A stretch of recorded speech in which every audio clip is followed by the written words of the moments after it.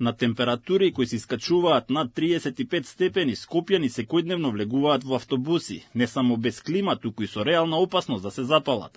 Во последните 12 месеци најмалку 4 автобуси на ЈСП изгореа, а еден со дефект заврши директно во Жардинјера. Пред речиси една година, на 30 јули 2024 година, автобус на ЈСП се запали во движење, на жештини над 38 степени. Тоа беше вториот пожар за тој месец, откако само 3 недели порано, на 9 јули, се случи сличен инцидент со друго возило.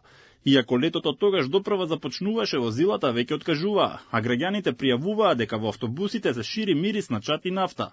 И по една година се уште постои стравка и патниците да се возат и да го користат градскиот јавен превоз. Може, се е можно, не се знае до денеска за утре шо како.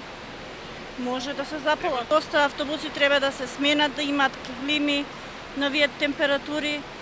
И се дешава, например, и шоферите не се криви ни најмалце, какви ќе им дадат автобуси, такви возат. Плаши, не плаши, тоа е по сонцов не сади пешки. Некои се добри, тие постарите се подобро ја живеат. Новите па немаат клими. Не сме баш толку сигурни. Све може да биде. Пошто нема клима сегде, малце овој период е тежок. Клима нема. Па немаат. Повеќето автобуси немаат. Во јануари 2025 ЈСП Скопје остана без уште еден автобус кој се запали во Сопиште. Меѓу бројните инциденти во ЈСП е и случајот автобусот кој поради дефект заврши во Жардинјера.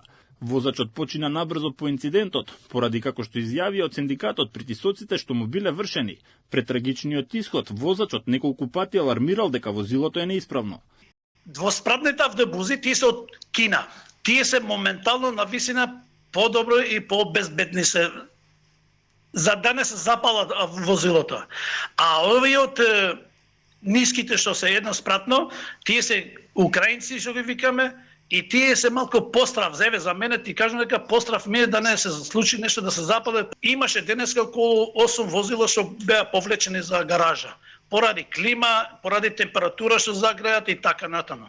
ЈСП се уште молчи, но во меѓувреме Скопје доби 6 нови еколошки автобуси донација од Европската Унија, како мала светла точка во мрачната слика на јавниот превоз. Владата пак најавува промена на сликата. Одобрени се средства за проекти поврзани со животната средина, меѓу кои набавка на 120 електрични автобуси. Но додека тие стигнат, граѓаните и понатаму се возат на ивица од ризик, зашто друг избор немаат.